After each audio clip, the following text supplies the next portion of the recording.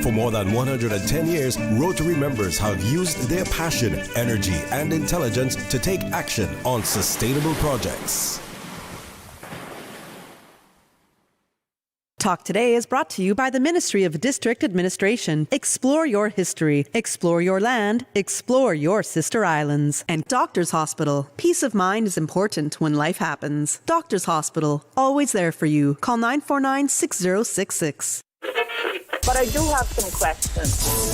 There are more questions than answers. Cayman Islands foremost listeners participation program. Talk Today. What's on your mind, Cayman? If you're ready to talk, we are ready to listen. Discussing current events and local news, community spotlights, hot topics, listener stories, cultural and historical discussions, environmental issues, fun and lighthearted topics, guest interviews. Cayman, basically anything you want to talk about, we are ready to listen. Here's your guest host, Charles Glidden.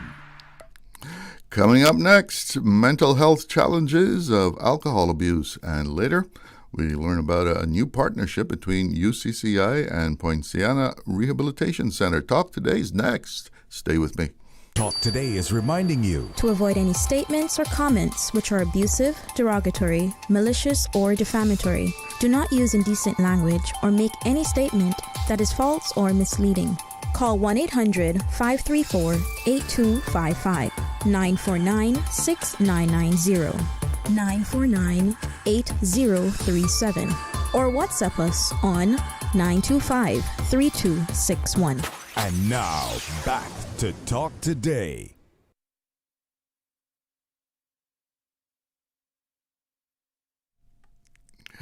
Good afternoon, and welcome to Talk Today. I'm Charles Glidden.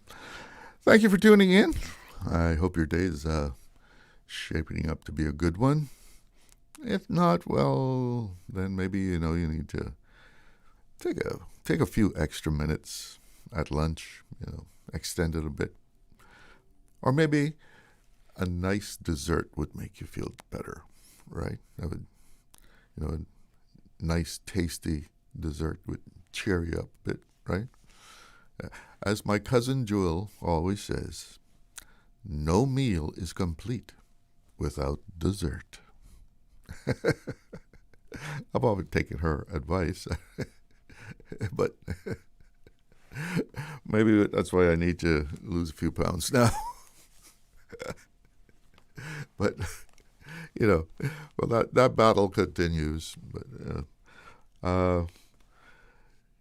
they've prepared us all for, a hot summer with high fuel prices. And today on the Prospect Red Bay chat, there was a message on there from our Prospect MP, the Honorable Michael Miles, informing us.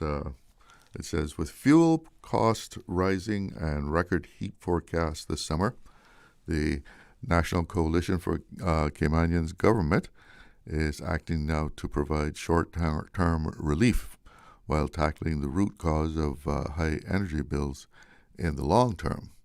I said in the short term, a near $9 million relief package, including duty waiver on all fuel and price caps on electricity fuel cost for the summer months. Well. Medium term, improving home energy efficiency by providing or subsidizing spray foam insulation for target households in 2027. Oh, I would love to get some of that, wouldn't you? Long term, transition to solar generation and reducing reliance on diesel going forward as required in the National Energy Policy. That's a good goal to have, for sure. No application is needed for near 85% of households covered by the electricity fuel cap. Relief will appear automatically on your bill. So the NCFC government taking some action there and, waiving fuel duty. Now, I guess, that's money that the government is not going to collect, right? They waive the duty. Does that mean it's something else is going to be cut from the budget? We'll have to delve into that, see how that affects other things, because how else does the government get money? They have to get money from fees that they charge, and of course, import duty is a big part of that. And fuel provides, quite a bit of revenue for the government because everything depends on fuel. The electricity, how do we get to work? So that'll be interesting to see how that works out. Of course, it's good news for all of us who are facing, the hot months that are ahead.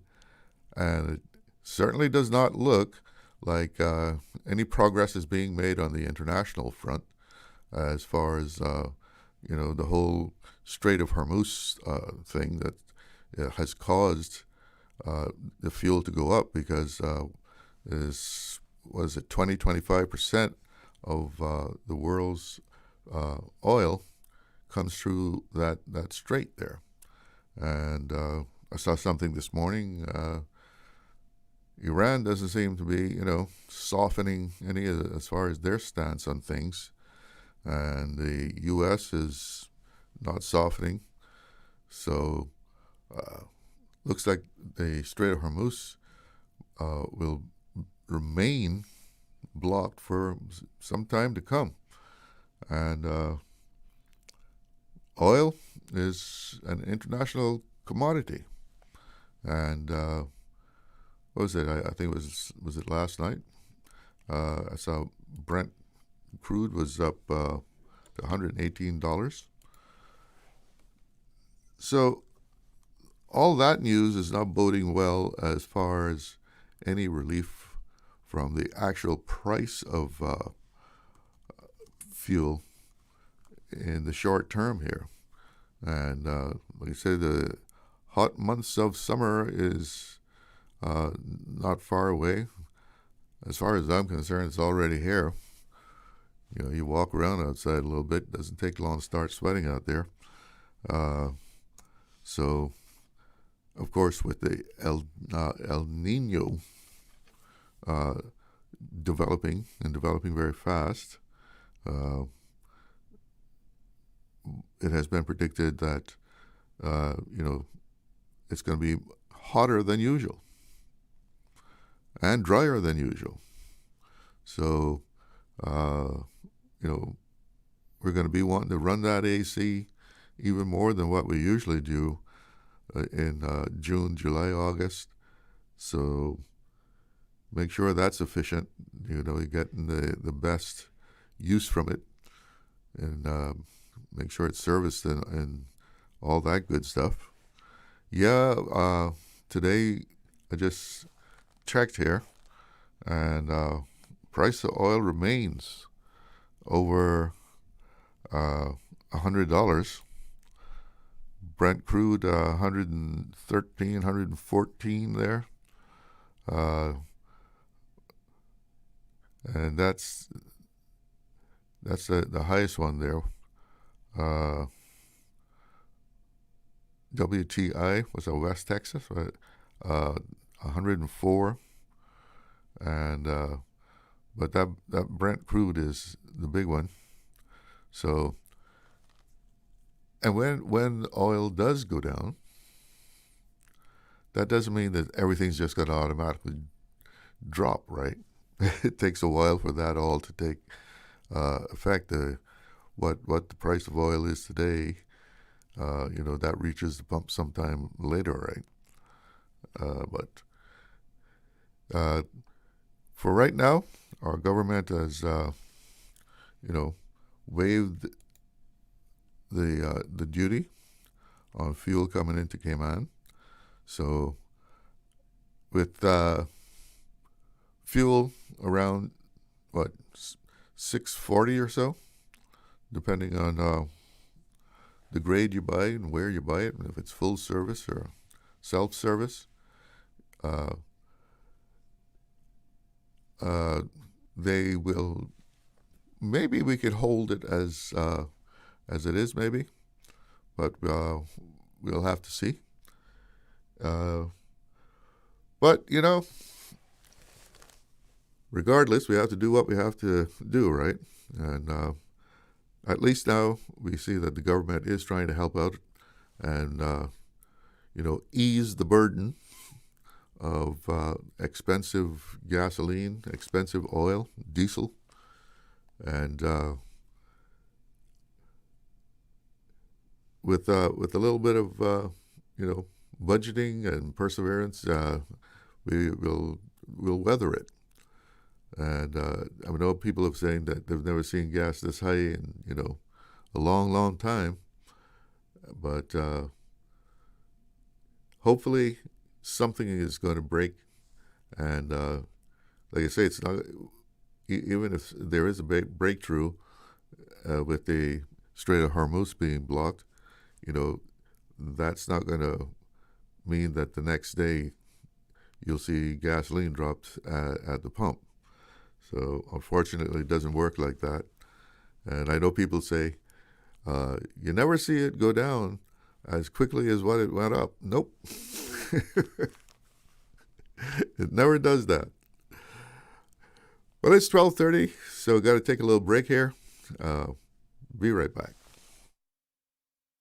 Did you know that Doctors Hospital provides urgent care services 24 hours a day, 7 days a week? And Doctors Hospital's urgent care physicians have access to the most advanced MRI and CT imaging in the Caribbean, providing reliable diagnostics when you need it most. When you need quality urgent care for an illness or injury, Doctors Hospital is here for you 24/7. Whether it's a migraine, chest or abdominal pain, shortness of breath, broken bones, or another urgent need, Doctors Hospital at the top of Walker's Road. Urgent care right now.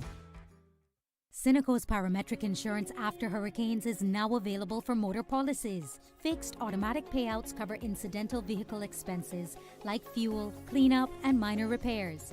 No claims, no damage required. $200 for comprehensive policies or $100 for third-party policies. Available exclusively through Cineco and included with all new motor insurance policies and upon renewal for current policies. Visit Cineco.ky today. Cineco, keeping Cayman covered. Sunday, May 10th at 7 p.m. Join us at the Lion Center in Grand Cayman for Tribute to Mothers, featuring the legendary The Hoppers and Chris Blue, Season 12 winner of The Voice, along with William White, the Williams family, and the CIC Youth Choir, proudly supported by the Office of the Premier, the Ministry of Youth, Sports, Culture, and Heritage, the Ministry of District Administration and Home Affairs, Radio Cayman 89.9, and Praise 87.9 FM. Gates open at 6 p.m. Tickets $25 pre-sold, $30 at the gate, $10 for children, and VIP $50. Get your tickets at Funky Tang's, Cayman Islands Conference Office, and in your local churches. Tribute to Mothers, May 10th at the Lion Center. For the Health of It, heard on Wednesdays at 7 p.m. and repeated on Saturdays at 9:30 a.m. Brought to you by UHealth International, University of Miami Health System. International patients go to UHealth International for consultations with renowned physicians, advanced treatment technologies, leading-edge medical therapies, and state-of-the-art surgical procedures. Whatever your particular reason for going to UHealth International, you will receive customized medical care delivered within a compassionate, multicultural setting. The care you need when you need it. Radio Cayman's Talk Today.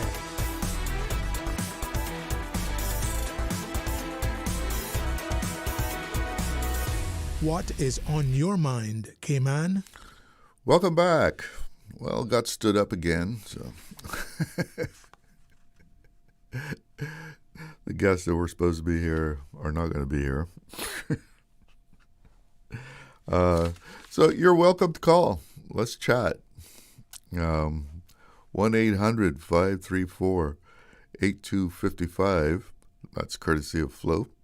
And you can also call the 949-8037, 949-6990. And on WhatsApp, you can reach me on 925-3261. So what do you think about this whole thing with the break that the government is giving everyone as far as taking the duty off of fuel? I have the actual press release that I'm looking at now. Let's see if we anything new in that. So as part of this response by the government to, the forecast for a very hot summer, and of course the expected increase in fuel as things continue to be in deadlock in the Middle East. The government says import duty on gasoline, diesel, and propane will be waived for 4 months. So that's going to actually apply for June, July, August, and September consumption. And it is, of course, aimed at reducing the cost of gasoline at the pump. Also on propane, a lot of people use that for their cooking. And, of course, electricity bills, we know those are expected to go up. CUC President Richard Hugh was on here. He told us in straightforward language that it was expected that the fuel would be increased as far as cost.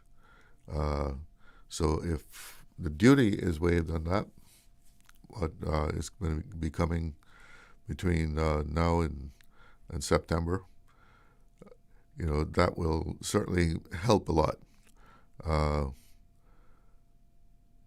Government is also introducing a residential electricity fuel cost charge cap of 18 cents per kilowatt hour. Officials say the cap will apply to customers using between 101 and 2,000 kilowatt hours per month. So you might look on your bill and see if you can expect to get a break there. So customers using between 101 and 2,000 kilowatt hours per month, covering nearly 90% of residential customers across Grand Cayman, Cayman Brac, and Little Cayman, with relief expected to appear automatically on bills for most eligible households. And the release states that a special pathway is being created for households with exceptional needs, including large or multi-generational families and people who depend on life-sustaining medical equipment. The combined cost of the immediate relief measures is estimated at about $9 million. So that's a big chunk right there. And beyond the short term, well, let's go back up here. Officials say the longer-term goal is to lower household electricity consumption and make families less vulnerable to swings in global oil prices. The third phase of the plan calls for a wider transition to solar energy in line with the national energy policy. And, of course, there's also the retrofit program, Cayman Home Energy Efficiency Retrofit. They call it CHEER. The program will focus on measures such as spray foam roof insulation, with later phases also expected to support more efficient air conditioning units and fans for eligible homeowners. And a lot of people will benefit from this. So, we know that the energy, the cost of energy is going to go up, and we can use every break we can. What do you think about this? And if you recall, yesterday we were also talking about, housing.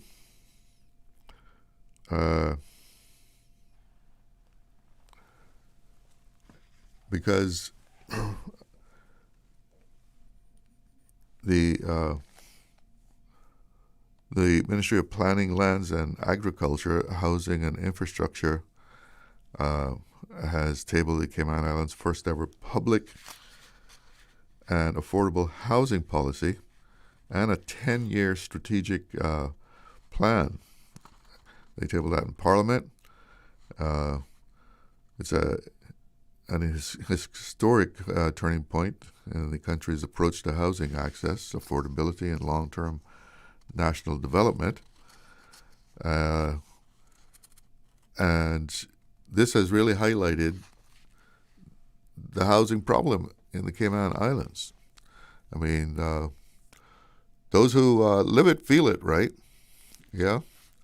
We know that there are folks out there who are really squeezed when it comes to finding a decent place to live because of the cost of rent, the cost of property, whether it's just the land itself to try and make a start at building yourself a house, or those who may try and actually buy a home, whether it's a detached home, a single-family home, or condo.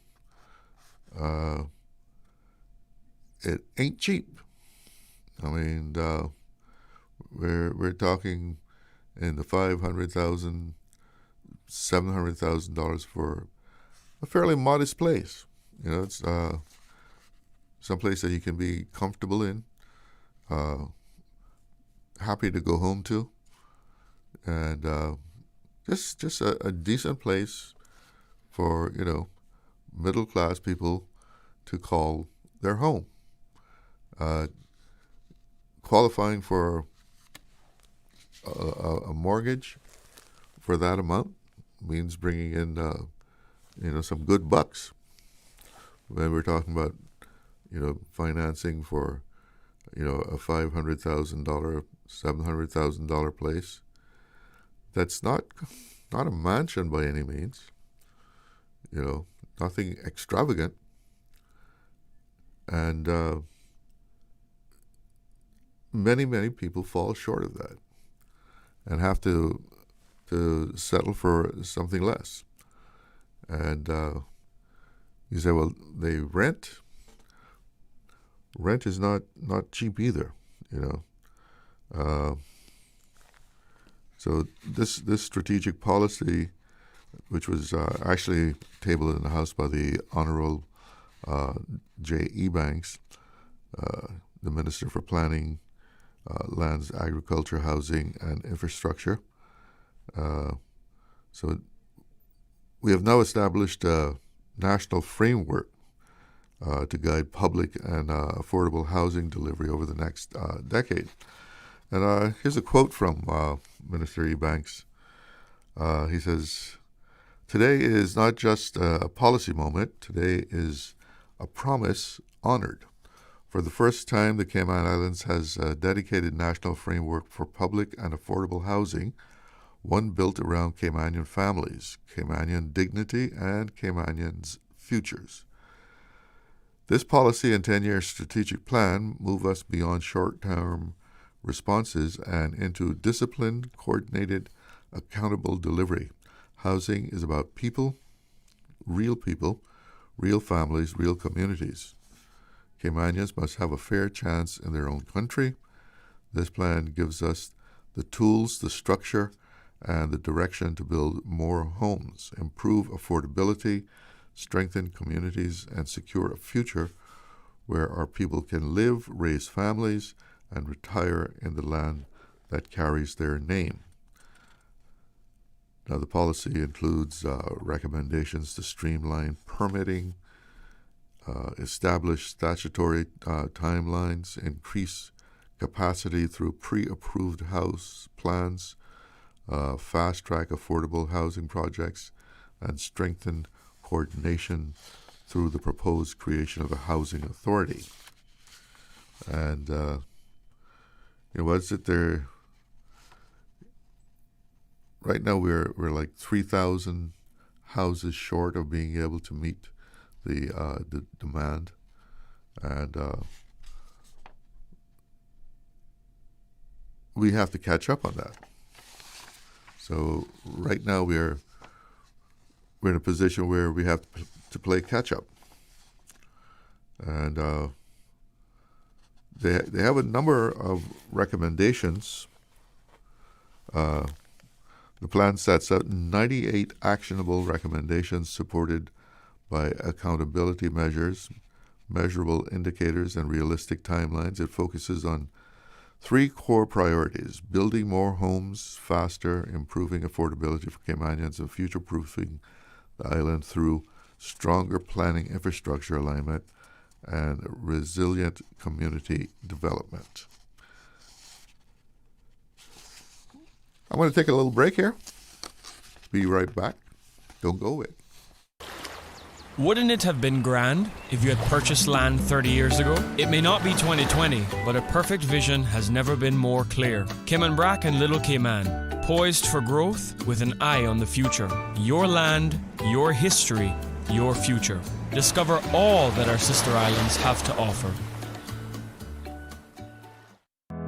The Ministry of Education and Training invites eligible Caymanians to apply for a local scholarship for the 2026-2027 academic year. To apply for a local scholarship or learn more about the various scholarship offerings, please visit the Scholarship Secretariat's website at www.moescholarships.gov.ky. Applications close on Thursday, 30th of April, 2026. This message is brought to you by the Ministry of Education and Training. Hey man, this is DJ Lynn. Catch me live weekdays from 7 till 10 a.m. on the Morning Breeze, our sister station, Breeze 105.3 FM. We're waking you up with the best adult contemporary hits with the 70s, 80s, 90s, and much more. So start your morning the Cayman way with me, DJ Lynn, on the Morning Breeze. Radio Cayman's Talk Today.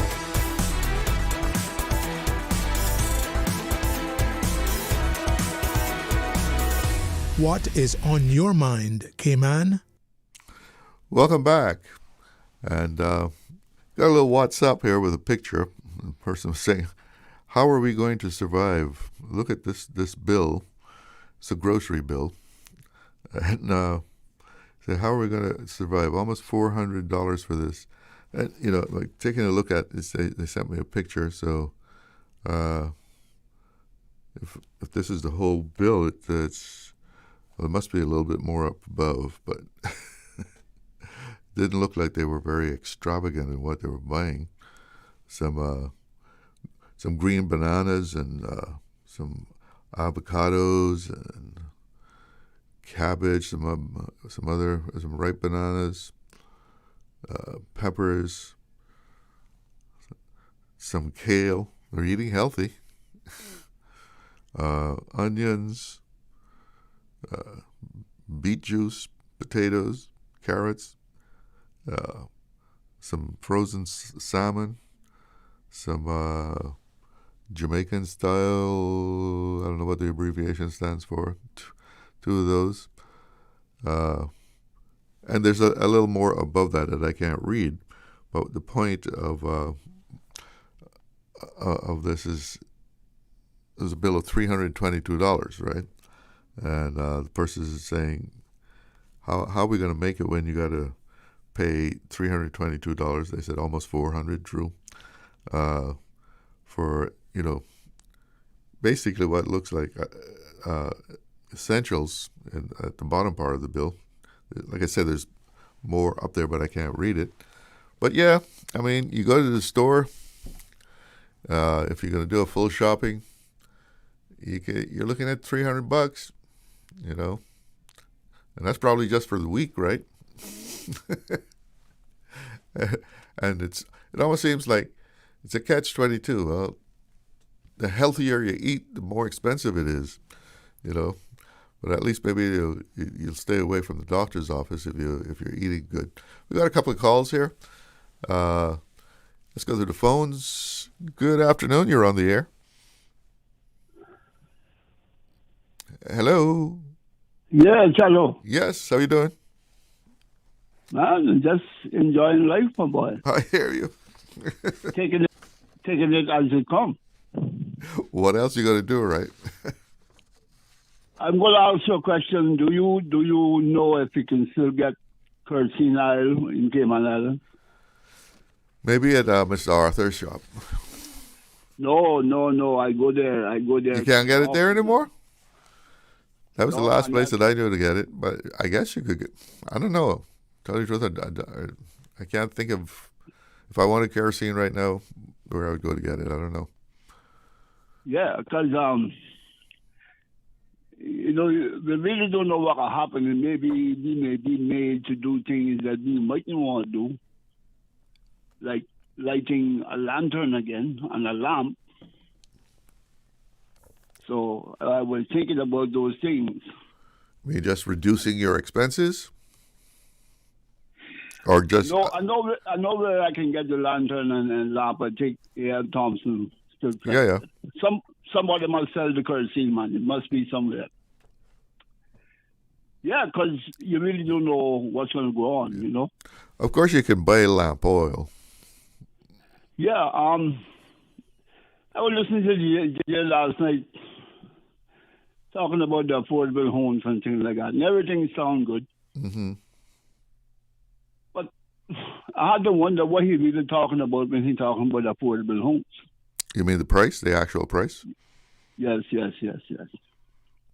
Because, it was a time that I had two mortgages, you understand? Mm-hmm.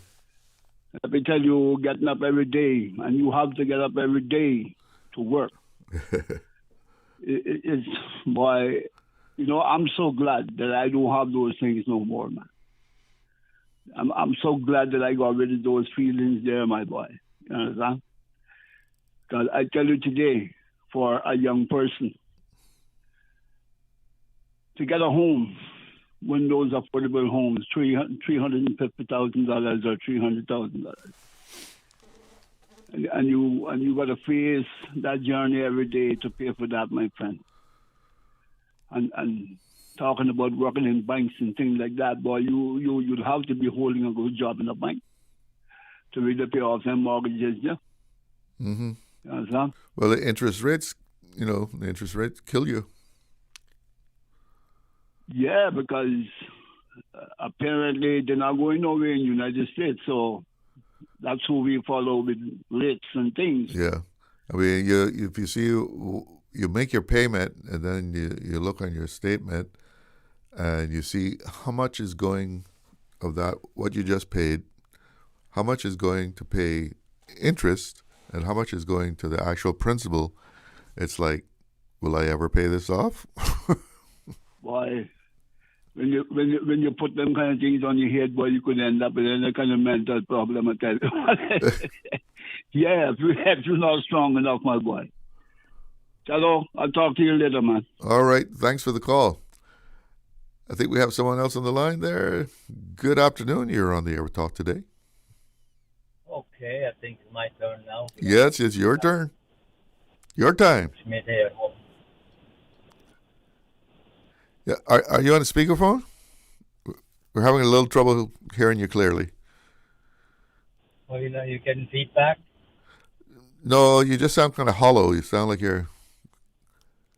Yeah, what happened, I have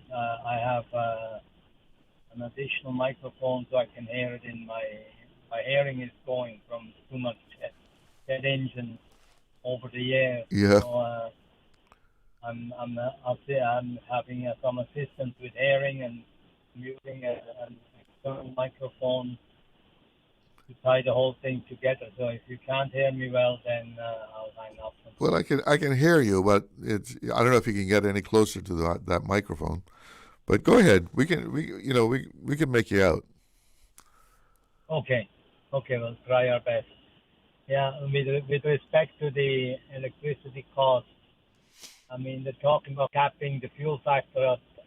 You said 18 cents per kilowatt. I thought in the print I saw 19, but we're not quite there yet, so they must be expecting a significant jump shortly. Because I think my last electricity bill, the fuel factor was like 13.5 cents. So we got a ways to go to 18 or 19. I'm sure it'll happen. Yeah, what it says here in this press release, according to the press release, without intervention, residential fuel charges were projected to rise from about 14 cents per kilowatt hour to previous summer periods to as high as 24 cents per kilowatt hour in July of this year. Wow. So that's what they're trying to intervene against. All right. I actually must have missed that part. Yeah. But as far as the 18 cents, government is also introducing a residential electricity fuel cost charge cap. They're going to cap it at 18 cents per kilowatt hour. Yes, I understood that. Yeah. I was looking at my last electricity bill, and it was 13.45 or something like in that neighborhood. So I guess they're expecting quite a jump with the new deliveries of the diesel. Hopefully they get them. Yeah, well, Richard Hugh warned us of that when he was on here. What was it, last week, I think it was? Yeah.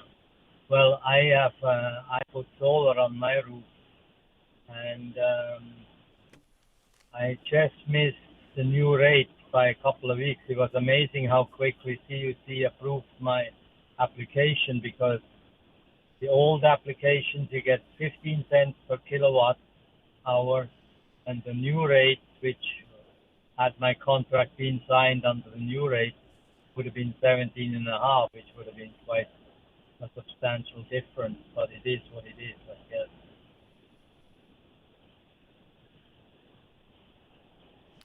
So when you say that was what you would receive by contributing to the grid? Correct. That's the rate that they are reimbursing me for what I feed back to the grid. So I didn't have the means to buy batteries. They're quite expensive still. So mine is strictly from the roof to the grid, and then I get a discount on my electricity bill. I see. Okay. Has that helped you a lot? Well, I've been averaging. I have a 5 to 10 kilowatt system, so I've been averaging about $230 a month from coming back from CUC on my electric bill. So that's not bad. So, did you get any kind of estimate as far as how long it would take to actually for your solar system to pay for itself? Yes, they did get me an estimate. I would expect what actually did happen, that it was a little bit optimistic. I'm looking. I have run a full year now with the system in place and producing. So look back over the year, I got about a 6% return on my investment, which is still a lot better than if I had the money in the bank. However, yeah, you're not going to get that at the bank, right? Yeah, but however, the thing is, so my 6% was a decent return, but if I had to borrow the money now to put the system up, it becomes a slightly different calculation. Yeah.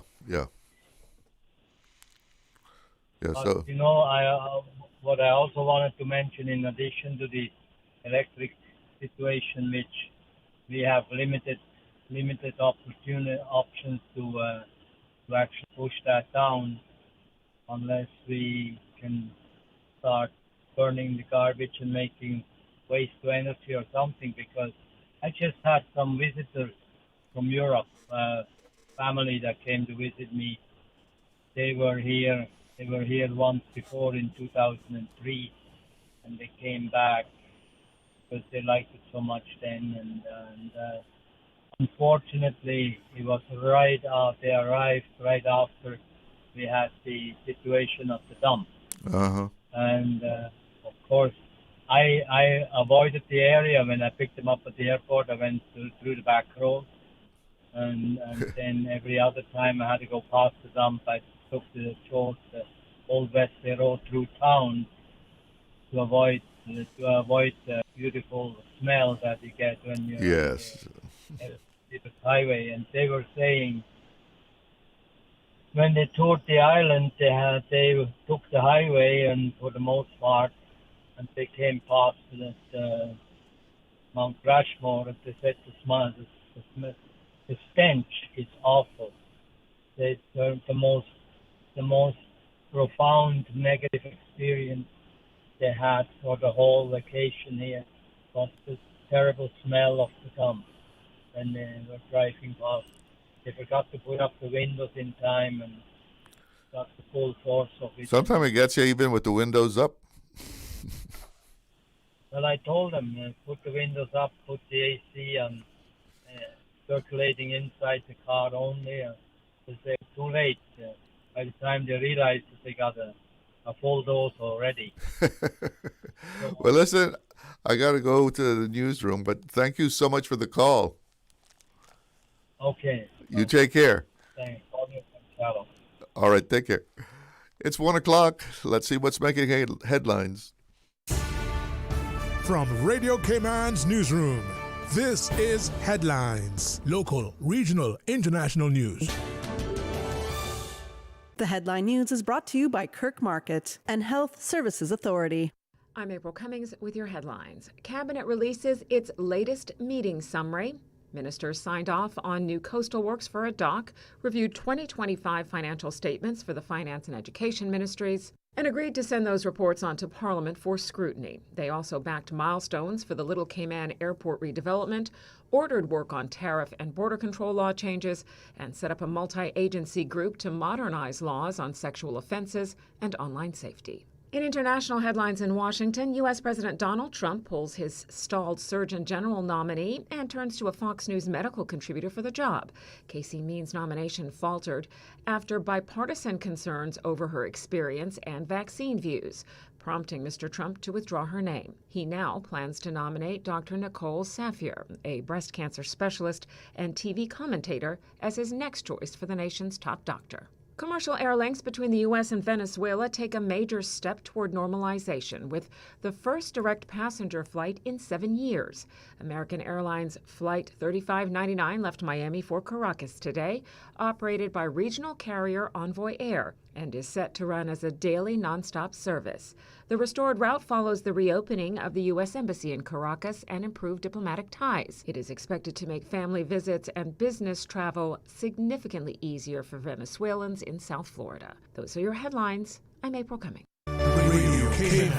More news available at www.radiocayman.gov.ky. Check out our social media pages: Facebook, YouTube, X, formerly Twitter, Radio Cayman Headline News.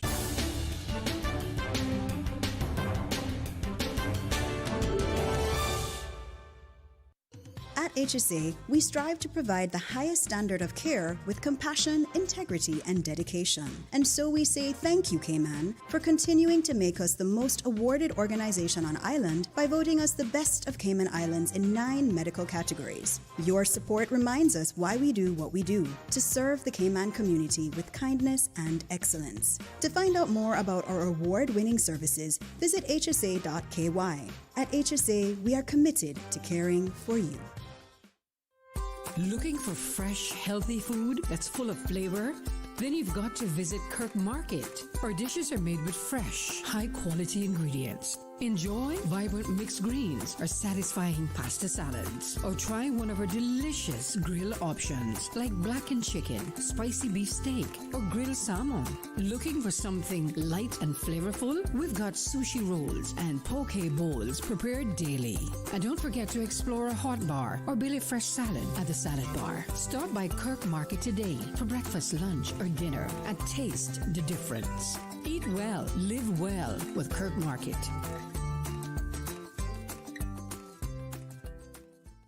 Radio Cayman is pleased to feature this special Sister Islands historical vignette brought to you by the Ministry of District Administration and Lands. Explore your history, explore your land, explore your Sister Islands. James Nathaniel Tibbetts, J.P., 1886 to 1967. Mr. Nat Tibbetts was a renowned shipbuilder, businessman, justice of the peace, and citizen of Kemambrak. He was loved and respected throughout the island and was often consulted by people facing crucial decisions and difficulties. With his father, James Tibbetts, and his brothers, Burdett and Ross, he built and sold 11 sailing ships during the early 1900s. After losing his right arm in his mid-40s due to fish bristle infection and the death of his brothers, Mr. Nat operated a store and pioneered in the production of soft drinks, supplying all 3 Cayman Islands for almost 25 years. His plantations provided employment for others and provisions for his and his brother's family. Mr. Nat was a role model for his sons and other young men of the community, teaching them, along with the principles of carpentry, boat building, navigation, and seamanship, a good work ethic and the value of respect and perseverance. He and his beloved wife, Elsie Nee Hunter, with whom he had 7 children, set high standards for their family by emphasizing a Christian lifestyle.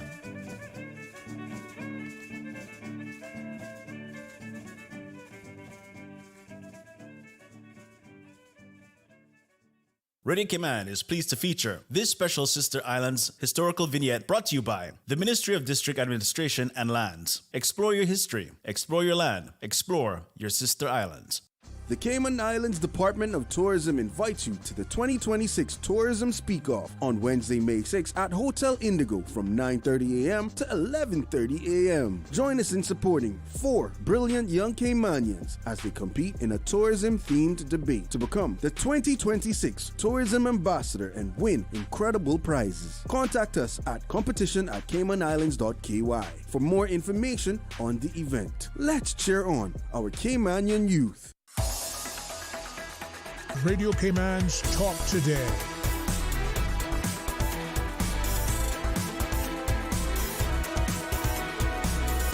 What is on your mind, Cayman? Welcome back. Let's take a quick look at the weather here. 87 degrees in Georgetown. It feels like 96 degrees. And the wind out of the southeast at, almost 8.5 knots. Today's forecast is for some pleasant weather. Fair afternoon, fair evening, and fair tonight. So, the weather's sweet. Winds are expected to be out of the east at 5 to 10 knots, and seas smooth with wave heights of less than 2 feet. Sunset at 6:46, and taking a look at the weather, all looks good there in the 30-mile range. It's a pleasant afternoon in the Cayman Islands, including over at Little Cayman and Cayman Brac. So enjoy the weather. I've got a WhatsApp here. We're talking about affordable housing, and this person is saying the only thing happening with affordable home is type of land, design of the homes, and the wrong people building them. How about elaborating on that? You can send me something else. Just elaborate on that. Expand on that a little bit, and I'll read it. We have a phone call. Good afternoon. You're on the air. Hello. You're on the air. Good afternoon, Mr. Charlo. Yeah. How are you today? I'm doing fine and dandy. All right. Mr. Mr. Charlo, I want to say something good. I don't like to say bad things about people. Yeah, well, don't then. What's on your mind? Mr. Charlo, you know it is really so good to see that our political leaders, you got some people in the PPM and the NCFC, and the way that they, fight for the Caymanian, for the people. The way that they fight for the people, I think is really impressive. I got to try to be as fair as I can be and fruitful. And I think that we have, some of the best politicians, and we have, I think some of the best politicians are actually in the Cayman Islands. And Cayman has been blessed to have, such caliber of political leaders here in Cayman. It is my opinion, and I'm sure a lot of people believe the same thing. They're really very considerate, and they seem to have such a good mind for their people. They try to do so much for Caymanians, and they try to be as fair as they can be. And I think also that we shouldn't try to say bad things about our leaders either, that try to say things on the radio and stuff like that. I don't think so. I don't think we should do that, because they have a very hard job. Their job ain't easy, and I don't think we should try to make their lives difficult, or, make their jobs difficult. Make them comfortable, and that they don't have to be stressed out, that they can do their jobs good. They can do a good job for the people. I don't think that people should get up on the radio and say bad things about our leaders. I don't think so. Well, that's part of the game. You jump into that political arena, and not everybody's going to like you. And what was it? Our first premier, Makiba Bush, say, "They'll love you in the morning, they hate you in the evening." That's the life of a politician. Okay, thanks for the call. Okay, sir. All right, you take care. Yeah, so looking back at some of the things here, let me see if I can get it back up here. Remember, we said there was 98 proposals in here, among them building more homes faster, improving affordability for Caymanians, future-proofing the islands through stronger planning of infrastructure,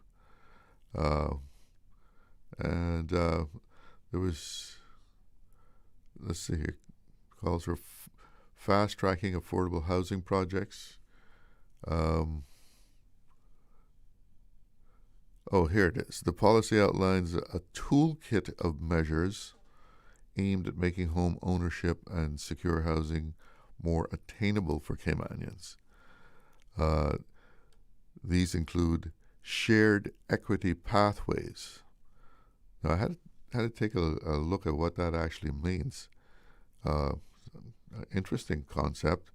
Shared equity. Shared equity or shared equity mortgages are home buying schemes designed to make home ownership more accessible, typically for first-time buyers, by allowing them to buy a home with a smaller deposit and lower mortgage payments. Under these schemes, a buyer purchases a portion of a property. Okay, got that? The buyer purchases a portion of a property. For example, they will actually purchase 80% of the property, with a traditional mortgage from, a commercial bank. And then a small deposit, often 5%. So you got to put down a lot more than that now. Then a third party, such as a government agency, local authority, or housing developer, provides an equity loan. For example, 20% to make the 80%. Now it's 100%. 80%, then 20%, and that covers the remaining share. Key aspects of a shared equity scheme: full ownership. Despite the loan, the buyer owns 100% of the property from the outset. So the person's name would be on the land registry that they own the property. And then the charges are there, the charges on the property. No rent, unlike shared ownership. Shared equity does not require paying rent on the unowned portion. Equity loan repayment, the loan is secured as a second legal charge on the property, and it must be repaid when the home is sold or after a set period, typically 25 years. Value-linked loan, the repayment amount is based on the percentage of the property value at the time of repayment, not the original loan amount if the property increases in value. The repayment amount increases. If it decreases, the amount decreases. Interest-free period, the equity loan is often interest-free for an initial period, typically the first 5 years. So those are some of the aspects of that shared equity, which is one of the tools in the toolkit that is being proposed. And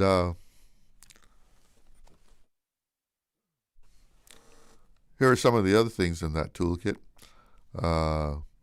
Lease-to-own models, mortgage guarantees, down payment support, and energy efficiency incentives.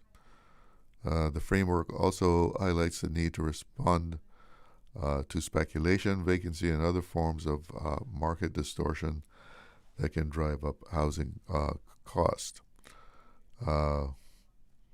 So those are some of the things that is being proposed to be able to build more homes faster and not be so burdensome to the Caymanian purchaser.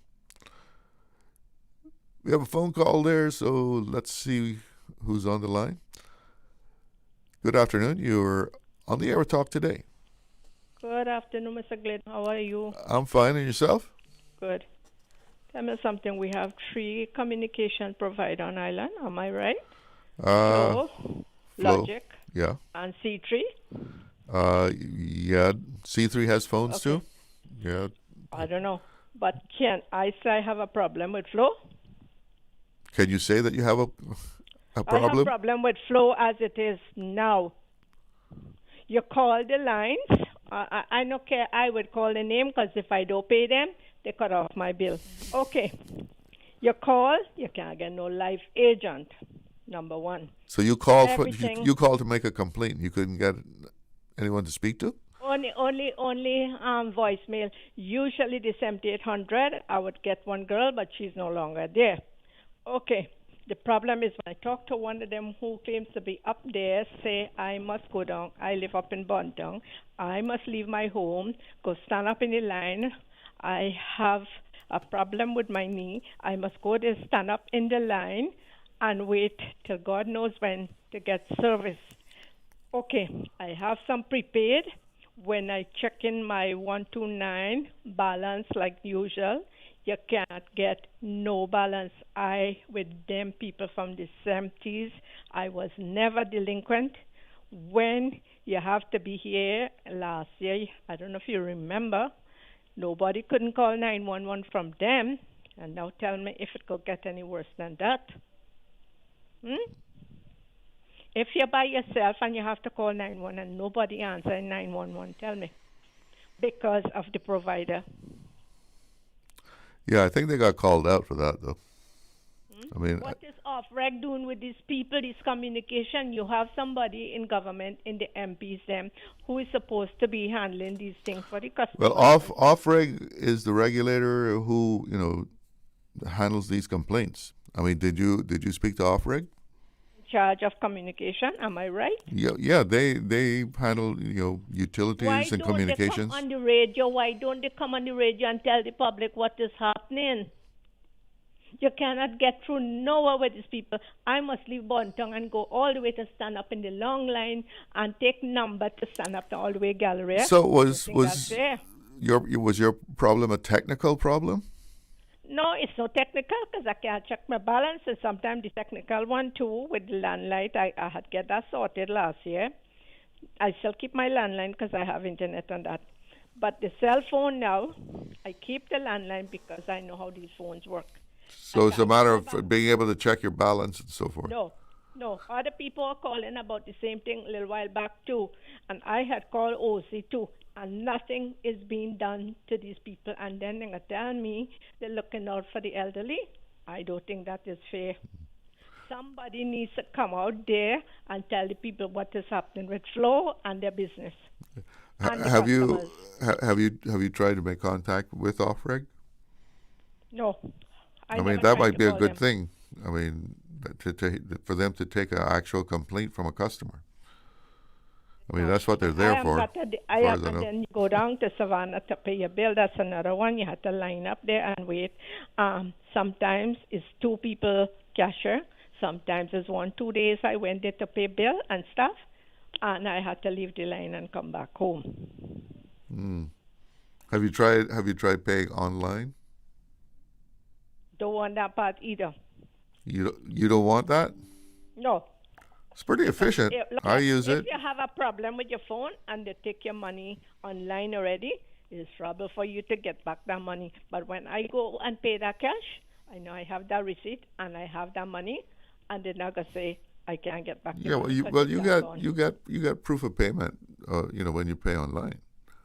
Yeah, but that one is beside the point. How much more older people in this place tell me they're not tech savvy? They're not trying to help the older people or nothing. Well, that you have a point there. I mean, some people are not, like you say, tech savvy, and they just can't make that adjustment to paying online. That's true. When you live by yourself alone and you have to contact somebody, tell me how that one will work. If you have to call an ambulance, tell me how it will work. And no phone working. In the night, you have to call somebody. But tell me something. If your phone, when you say that your phone is not working, is it because of a payment thing, or is it just that your phone you're not getting a connection?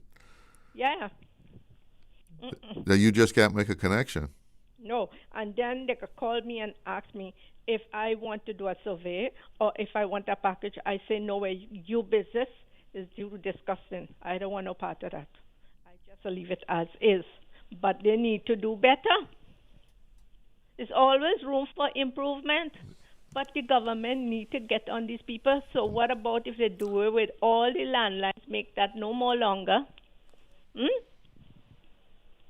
Yeah, sometimes you have to stick to what you know, common sense was made before book. Well, they say common sense is not so common, but... You see, I am so vexed here now. From days now, I want to call, Yeah. But I have a call OC, but he had people the other day, a couple of days ago.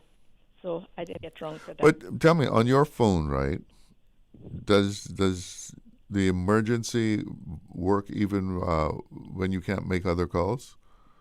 No, Because when you call, it's just going direct. All the calls 7800 by the main line. I used to get somebody like I told you. But you talk. All the I mean, line- like emergency, like a 911 or that. No.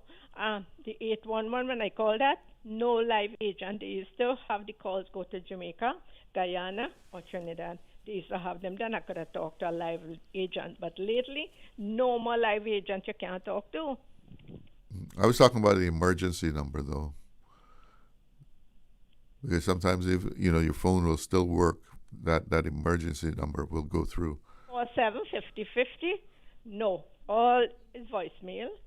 7800 Yeah. voicemail. I meant like 911 and like a medical emergency or a fire or What something. I want, because I don't want to dial 911 because I didn't have no calls. But like I was saying last year, people couldn't call 911 when they had an emergency. Well, if you're having all that problem, ma'am, I mean, maybe you should have a word with Offreg. I mean, they're there to investigate, the service that is being provided or not provided. So maybe you need to give them a call and lodge a complaint with Offreg. Where the law office is, Not offhand, but you said you had internet, right? Yeah. So I would look them up on internet. I could Google it and find it. Yeah. Mm-hmm. And get their number and give them a ring. Okay. And tell them you have a lot of problems and you lodge a complaint with them.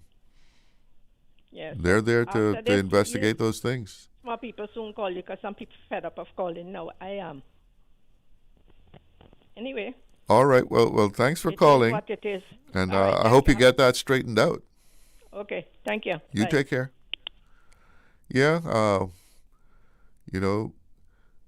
I know a lot of people will say, well, let's air it out, make a public complaint. But Offreg is there. They regulate the utilities. They regulate prices of gas and electricity and communications. So if they get complaints about something, they're obliged to see what is going on and make it right, or make the provider make it right.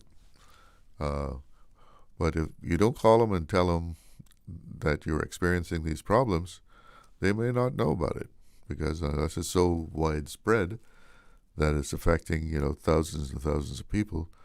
Then they would be aware of such an outage. It's like sometimes just the other day I was reading something where not everybody was affected, but a wide enough area was affected that Offreg was well aware of what was going on, and they looked into it. But individuals having problems, let Offreg know. That's that's the work that they do to investigate complaints by people against communication providers, electricity providers, or even fuel. So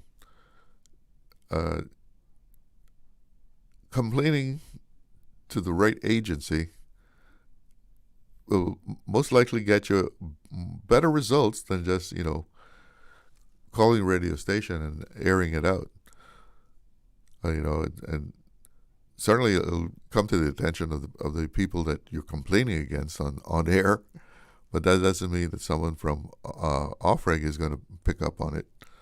And because they have to have certain facts, right? If a certain number and an actual person that has lodged a complaint with them, they just can't go willy-nilly trying to find out something.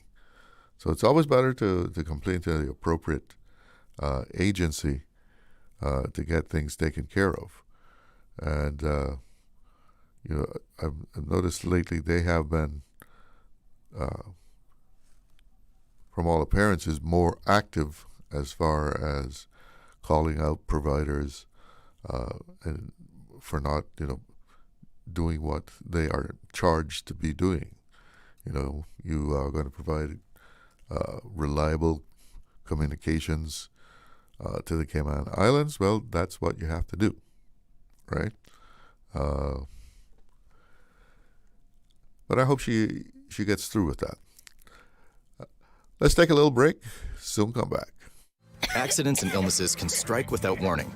Ouch! When it comes to urgent care, every second counts. At Doctors Hospital, we have a dedicated team of experienced doctors and nursing staff available to you 24 hours a day, 7 days a week. Don't waste time in an overcrowded emergency room when you need urgent care. Whether it's a broken bone, a severe infection, or a sudden illness, trust in Doctors Hospital's unwavering dedication to providing the best immediate care. For complete urgent care when you need it the most, choose Doctors Hospital, located in Georgetown, 16 Middle Road.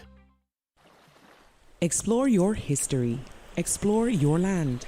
Explore your sister islands, the ultimate staycation experience. Your culture, your freedom, the land that time forgot isn't gone. It's your sister islands. Discover all that our sister islands have to offer.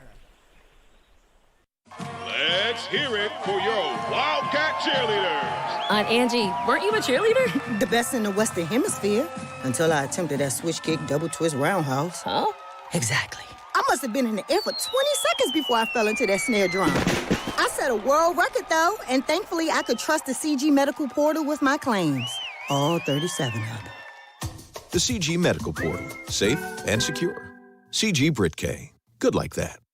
Sunday, May 10th at 7 p.m. Join us at the Lion Center in Grand Cayman for Tribute to Mothers, featuring the legendary The Hoppers and Chris Blue, Season 12 winner of The Voice, along with William White, the Williams family, and the CIC Youth Choir, proudly supported by the Office of the Premier, the Ministry of Youth, Sports, Culture, and Heritage, the Ministry of District Administration and Home Affairs, Radio Cayman 89.9, and Praise 87.9 FM. Gates open at 6 p.m. Tickets $25 pre-sold, $30 at the gate, $10 for children, and VIP $50. Get your tickets at Funky Tang's, Cayman Islands Conference Office, and in your local churches. Tribute to Mothers, May 10th at the Lion Center. Your mornings just got a whole lot buzzier. Join me, Kathy Miller, every Tuesday and Thursday from 7:30 to 9:30 a.m. on The Buzz, Radio Cayman's morning talk show with insight, impact, and inspiration, covering business, policy, finance, health, culture, and the biggest local and global issues impacting our Cayman community, with fresh perspectives from younger generations to stories of inspiration from local entrepreneurs. Tune in and turn up Tuesday and Thursday mornings, 7:30 to 9:30 with me, Kathy Miller, on The Buzz. The Buzz. Radio Cayman's Talk Today.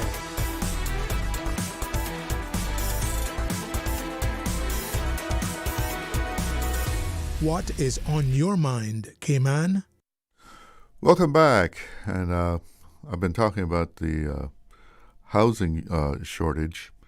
I know we were on to that yesterday, but it's a serious situation. And as the minister has tabled this policy paper in Parliament, and he's saying Cayman needs 5,000 units, 5,000 homes, whether that is a detached home or an apartment, a condo. We need 5,000 units in the next 15 years to, provide enough housing for people to have a decent place to live. So we're talking about over 300 units, homes, being built every year if we're going to match that number. One of the things that also came out was, Cayman has this tradition of, a certain amount of space between single-family homes. What is it? You have to be 10 feet at least away from the border of your land. I think that's it, 10, 15 feet. Well, the minister has also pointed out that we're going to have more density. that means more homes in the same area that you would have now, right? So homes to be closer.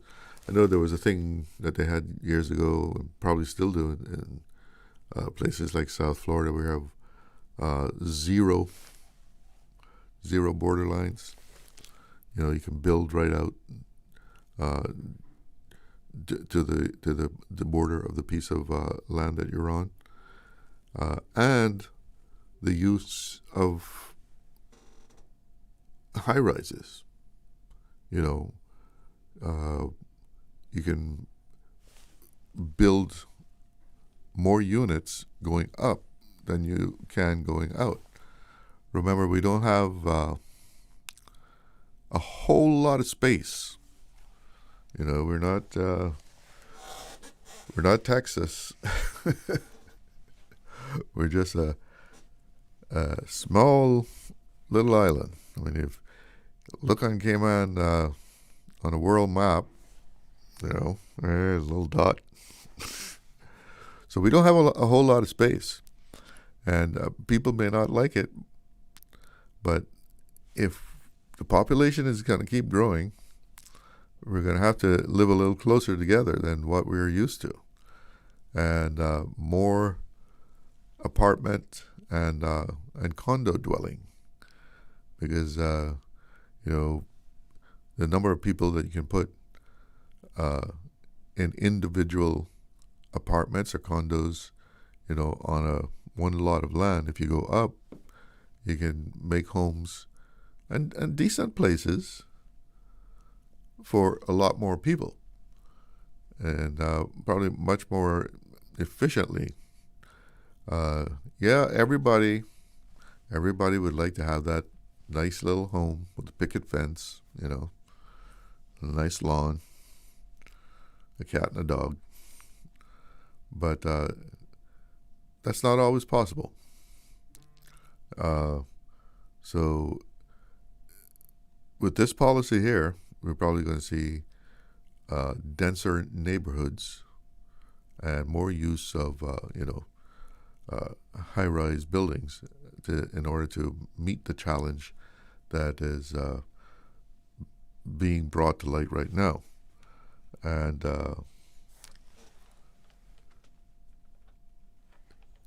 this report also highlighted the cost. According to this, a 2-bedroom apartment could run you $740,000 buckaroos right there. That's not a big elaborate penthouse, a 2-bedroom apartment, right? And renting an apartment, three bedroom, you got a couple of kids there, $3,500 a month. How many people that's actually their entire salary? $3,500. We have someone on the line. Good afternoon. You're on the air. Afternoon to you, Mr. Charlo. Yes, how are you? Again. I'm good today. I hope you're well also, man. Yeah, man. Good. Since, I want to chime in and talk a little bit more about what I shared yesterday. Sure. And to make further clarity. So when I think about what you're just sharing about now, those numbers seem to be going up faster than the gasoline price. It was 3,000 yesterday, now we're 5,000. And we still don't have any clarity about whether that number is just for Caymanians or whether we're talking about rental homes, rentals for people who may be on work permit or seeking to become Caymanian or otherwise. Some clarity. I get the impression that it's overall, the overall population. Well, while that is wholesome and good, because we have to think, strategically, and from a government standpoint, has to think along the lines. I think we'd do a much better job if we focused on Caymanian housing, and even if that's a projected number for Caymanians, and that's a different thing again. But again, we don't know, and I think it leads to what I was sharing about yesterday and my concern surrounding this new Immigration Transition Validation Act and the lack of clarity surrounding point 2 that I shared with you yesterday. So if we recall, it talks about Caymanian as of right. And number 1 was really good because it talked about there needs to be a Caymanian as of right is someone who is born in the islands to having at least one parent Caymanian at birth. Mm-hmm. It was addressing a particular date, and that is all good and dandy. So what does that mean? That means essentially you don't have to apply, as we do, as we're previously doing or causing our children to do, to be Caymanian. You are automatically Caymanian by right. That's what I understand that to be. And then we have this carve-out section in number 2 that is really bothering me now, because it talks about if you are born outside of the island, and it doesn't go on to say to someone who is of as right. It just says you're Caymanian born outside of the island. You basically, your children will have the right to be Caymanian. And I have a challenge with that. And I think most Caymanians should, if we think about what that means and the magnitude of that. When we can give practical examples, the lady was born in Timbuktu, she comes, she gets Caymanian status, whether that was via working here after a few years or what have you. She has children who are born somewhere else. She went off somewhere else and go born somewhere else. Those children, as of right, would be able to automatically become Caymanian. It doesn't say anything about process, doesn't say anything about they would have to apply. We're not talking about stopping access. It does not clarify that. It just basically gives them, if they're Caymanian and they're born outside and their children is born outside the island. Think about that. I need you to drill down on that. They have a right. When I think of by right, that means you don't have to apply to be Caymanian. You just need to be acknowledged, so you go get your ID that the government's now offering in the whole 9, but there's no application about need to tell you you're Caymanian. It's by right. So I guess the question is, are we now making by right to status holders as well? And I know you interjected that kind of consideration. I thought it was a little bit controversial, but that's not what I was seeking to do. But that is pretty serious if you ask me. Number 1 was good, but then if you don't, I think the only people that should have a by right, in my view, Charlo, again, to underscore it, are Caymanians who are generational Caymanians. So that status holder, as I've given you the example yesterday, who may have children, I think would have that right, because now they essentially have become generational. But a first-time status holder, being able to make their children by right, it's automatic. That's what I get. So, you have a problem with it even if the person stays in Cayman and has the children here? No, and I mentioned that to you. Okay, because the children are now they're born here, and they're born here of Caymanians who are Caymanians by way of status. They're born here by Caymanians, and they.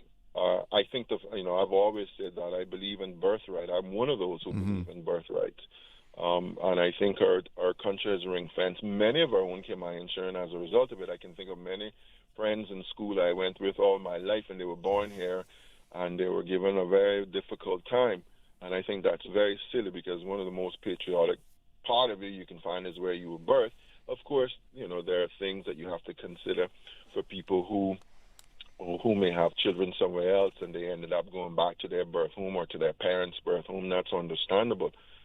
But we have ring-fenced many Caymanians and Caymanians' offspring as a result of it.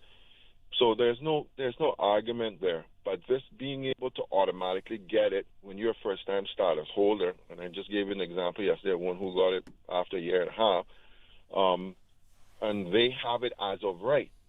Again, as of right means you don't need to apply. It's automatic. I have a problem with that, and I think most Caymanians would, if they understood that, if they understand what I'm saying. And I really think our parliamentarians should address that or seek to clarify that or let us know if that's wrong, because I don't think that's what it was intending to do. So we did one good thing, and then we created this loophole and carved out this loophole so neatly that I think we're missing a very critical point. And we're going to have bigger issues if it's that easy. You know, as of right is a serious thing versus you now have to apply. So if they said something like, you know, you are a Caymanian born outside, or you are a Caymanian who've had a child outside of the islands, you have a right to a process, or you are allowed to apply for Caymanian citizenship. But I don't think it should be of right, unless you are one of those who are of right to start with from Section 1, because then you're a generational Caymanian, which is what we sought to establish to start with. That's two very different things, Charlo. Yeah. Well, I can see your concern, especially if someone say they gain status, and then for whatever reason they go and start living somewhere else. Yeah. Basically taking up residence there. Yes. You know, it's not just working there on a contract for a year or 2 years. But no, they have moved there. They have now migrated there, and have children, and then that child now can claim being a Caymanian. I can see that concern. Yeah. And you may have put it in a slightly different category, and I'm sure we'll have to examine each one on its own merits. But I wasn't even thinking about those who may have been seconded somewhere else or something else. That's a non-argument, really, for all intents and purposes, because their intention was not to live there. But when you're talking about them outright going and live somewhere else, or let's say before they had 10 children. Those children are, as of right now, I don't think Caymanians would want to settle for that child, and that really needs to be clarified. We need to watch that Section 2 of that Transition Act, because I think we open a whole different can of worms and create the kind of issues that Caymanians have always been seeking to address. Like, can we just affirm ourselves without having to give it all away? Mm-hmm. That's my thoughts. You're saying it like you know, when you say suppose they had 10 children, like they had children before they came to Cayman and left them in their homeland. They come here, get status, and then say, "Hey, everybody, come join me." That's right, because now it's of right. You're a Caymanian. It doesn't even give any qualifications surrounding that Section 2. You know, you had children before, so they wouldn't. You understand what I'm saying? Yeah. And it's very ambiguous, if you will, and very open. And I don't know if that was purposeful. I'm going to be very nice and say it may not have been looked at. But if it's as easy as it's read, we have a problem. Yeah, well, sometimes when, you know, you write these things on paper and, you know, you understand maybe what you need, what you intended, but when somebody else reads it, like you're having, is this meaning what I think it's meaning? You know, that's why you have to be so clear in, you know, making a law. Well, and I agree with you, Charlo, except that, boy, we seem to have left a lot of loopholes over the years. That's all that is. Yeah, it happens. It happens. Listen, I got to go. Thank you, too. All right, you take care. I'll be right back. Did you know that Doctors Hospital provides urgent care services 24 hours a day, 7 days a week? And Doctors Hospital's urgent care physicians have access to the most advanced MRI and CT imaging in the Caribbean, providing reliable diagnostics when you need it most. When you need quality urgent care for an illness or injury, Doctors Hospital is here for you 24/7. Whether it's a migraine, chest or abdominal pain, shortness of breath, broken bones, or another urgent need, Doctors Hospital at the top of Walker's Road. Urgent care right now. Freedom, Cayman Brack. Freedom, Little Cayman. Soft breezes, blue waters, no traffic. Unwind and rejuvenate your mind, body, and soul. Sister Island Staycations, a taste of freedom. Discover all that our sister islands have to offer. The offices of dermatologist Dr. Wayne Porter will be taking appointments from May 11 to 15 at his Crew Road Clinic. Appointment slots are limited. Whether you're seeking advanced skincare, Botox, filler, cosmetic enhancements, or simply looking to reduce wrinkles, Dr. Porter offers a full-service dermatology and dermatological surgery practice. For more information, email dr.porterkman@gmail.com or call 946-9020 to book your appointment today. That is 946-9020. Hi, I'm Tommy from TCE Paint Shop, a longtime listener and customer of Radio Cayman. I have treasured memories of distinct voices of former members of staff of Radio Cayman, which include Ken Smith, Doran Miller, Lomax Rankin, Joyanne Rollins, Tessa Bodden, Alton Ebanks, Edith Bush, Paulette Connolly, Norman Macfield, and the voice of Radio Cayman, Mr. Loxley Banks. Happy anniversary, Radio Cayman, and thank you for 50 years of service to our island. You are a child of the universe. Radio Cayman's Talk Today.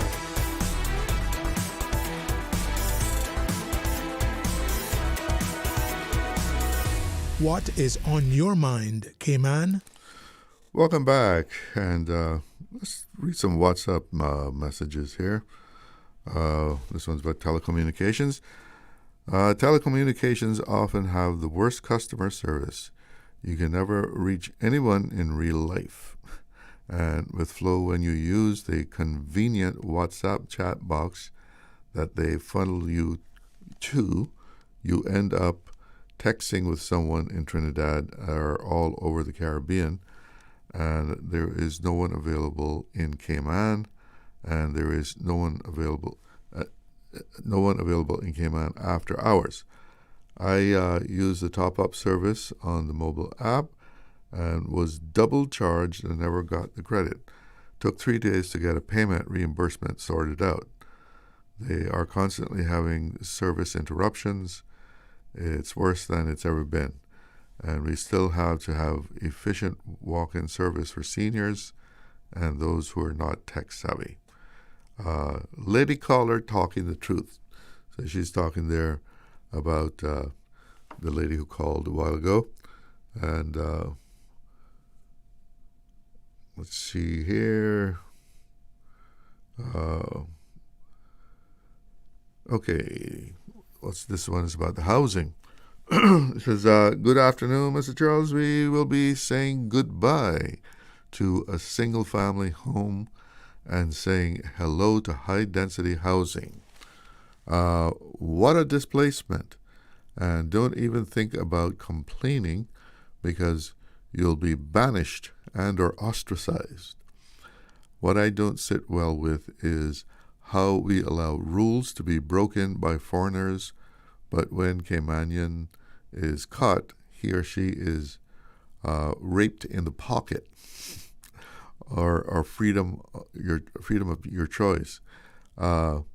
Preference or double standards are real in Cayman, and it's not for Caymanians. They are too many rules, acts, and laws per square mile to step on without sweating to slip on one of them.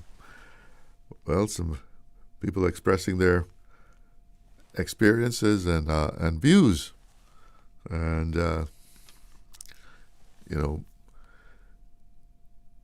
high density seems to be on the table. We'll probably see some changes in the laws that control that, about how close houses can be together. And communications, we've come to really expect the best of service when it comes to communications. I mean, we always see ourselves as a modern place, and communications is very much a part of a modern place, and we expect to get good service. With the technology available these days, we expect to have the best in the Cayman Islands, really. You have, three providers, and if you're not getting the service that you think you should be, let the regulator know about it, because they're the people who can do something, and that regulator is OFREG. So we certainly pay, and as the lady who called, if you don't pay, you're not going to get to use that phone. So when you pay your bill, you expect good service, right? That's the way it should be. You pay for it, so you get it. We have a phone call. Okay, let's go to the phones. Good afternoon. You're on the air. Yes, Charlo, could let you get away without me putting in my too big. You're welcome. You're welcome to. Service and other services here can be less than expected. There's nothing really you can do about it. It seems that we have reached a stage here in Cayman where we just resign ourselves to the fact that we're sort of powerless.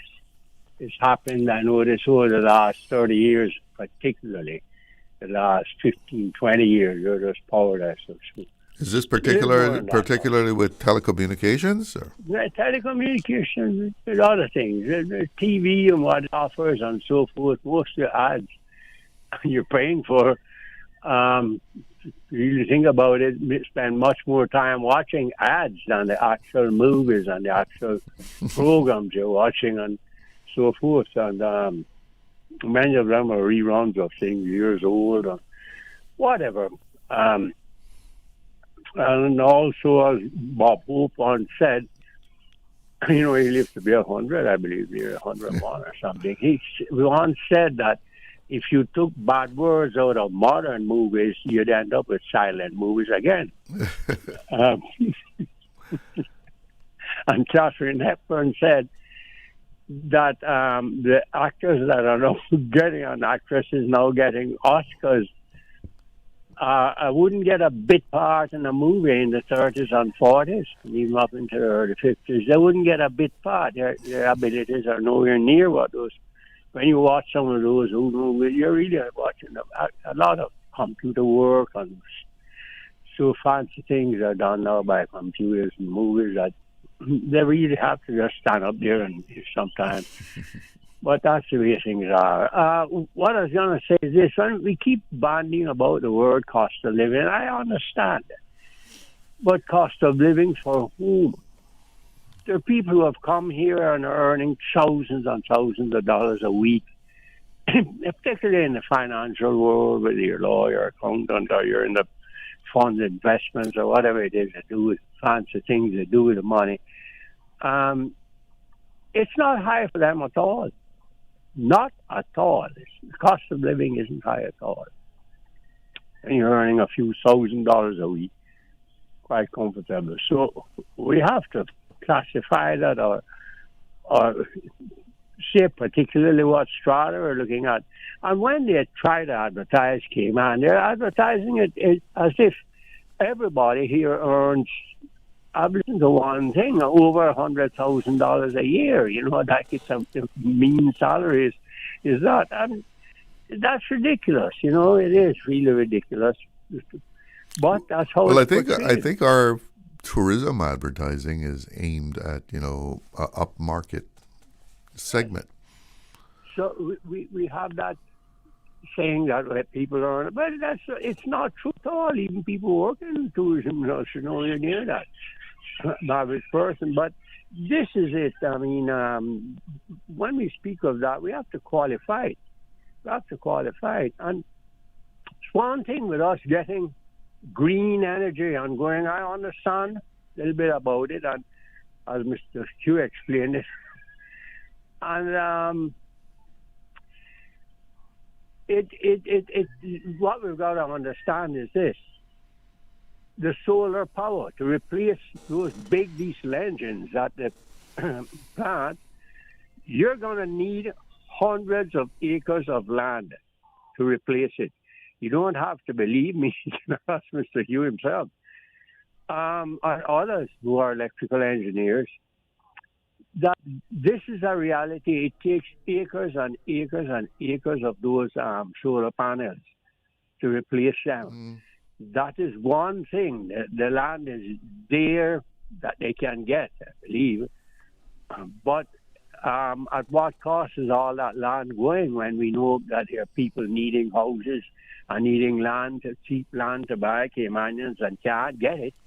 You know, so there we go. When we say, things will be cheaper, things will be better in what way? You know, one man's meat is another man's poison.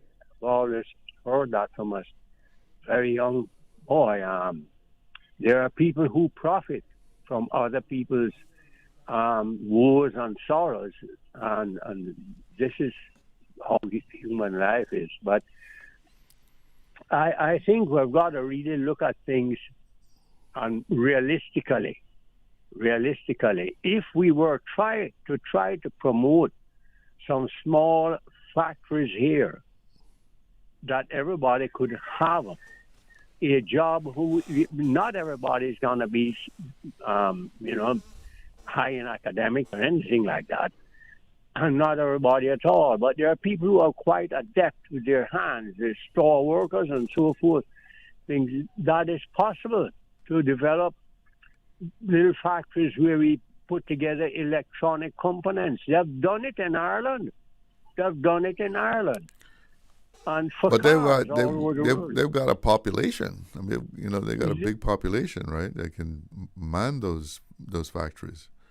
But we could man small factories. Yes, we could.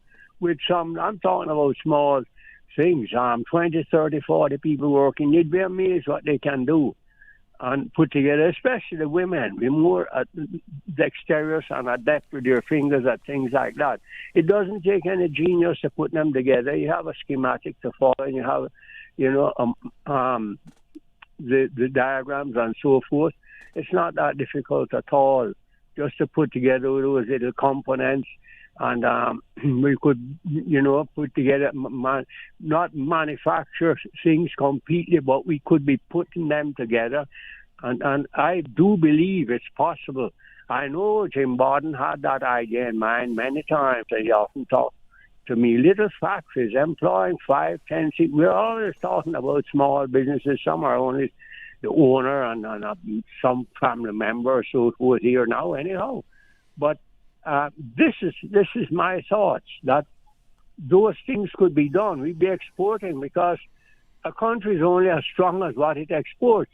We don't have to export because of our conditioning. We're talking about tourism and the financial world. That's it. The two things, the two pillars. But, they're subject to many things. You never heard the word blacklist, grey list, blue list, and if you get on a plane and they said, this is where I went once to see you pull out your Cayman passport, I'd say, oh my God. I remember traveling up between Miami and John, and I'm finishing up now. They say to me, oh, you're from the country where all the crooks run to with their money, and things like that. We'd never hear that before. Yeah. Well, listen, I got to go find out what the news is saying. Thank you for the call, though. It's not going to be good. No news is good news. There's no news. It's all right. Take care. God You too. Well, let's check in with the newsroom. From Radio Cayman's newsroom, this is Headlines. The headline news is brought to you by Kirk Market. I'm April Cummings with your headlines. Cabinet releases its latest meeting summary. Ministers signed off on new coastal works for a dock, reviewed 2025 financial statements for the Finance and Education Ministries, and agreed to send those reports on to Parliament for scrutiny. They also backed milestones for the Little Cayman Airport redevelopment, ordered work on tariff and border control law changes, and set up a multi-agency group to modernize laws on sexual offenses and online safety. In international headlines in Washington, U.S. President Donald Trump pulls his stalled Surgeon General nominee and turns to a Fox News medical contributor for the job. Casey Means' nomination faltered after bipartisan concerns over her experience and vaccine views, prompting Mr. Trump to withdraw her name. He now plans to nominate Dr. Nicole Safier, a breast cancer specialist and TV commentator, as his next choice for the nation's top doctor. Commercial air links between the U.S. and Venezuela take a major step toward normalization, with the first direct passenger flight in 7 years. American Airlines Flight 3599 left Miami for Caracas today, operated by regional carrier Envoy Air, and is set to run as a daily nonstop service. The restored route follows the reopening of the U.S. Embassy in Caracas and improved diplomatic ties. It is expected to make family visits and business travel significantly easier for Venezuelans in South Florida. Those are your headlines. I'm April Cumming.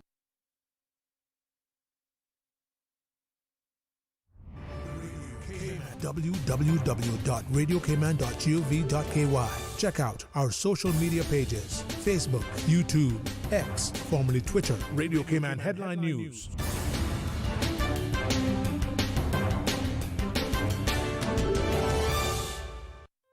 Looking for fresh, healthy food that's full of flavor? Then you've got to visit Kirk Market. Our dishes are made with fresh, high-quality ingredients. Enjoy vibrant mixed greens or satisfying pasta salads. Or try one of our delicious grill options like blackened chicken, spicy beef steak, or grilled salmon. Looking for something light and flavorful? We've got sushi rolls and poke bowls prepared daily. And don't forget to explore a hot bar or Billy Fresh salad at the salad bar. Stop by Kirk Market today for breakfast, lunch, or dinner and taste the difference. Eat well, live well with Kirk Market.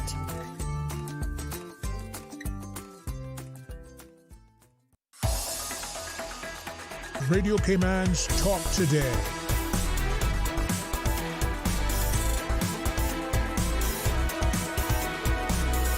What is on your mind, Cayman?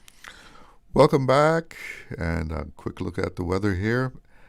Temperature in Georgetown, 87 degrees, feels like 97. That is hot. And the winds out of the south-southeast at 8.7. Oh, let's just round it up to 9 knots, right? 9 knots out of the south-southeast. Forecast calls for fair weather this afternoon and straight through tonight.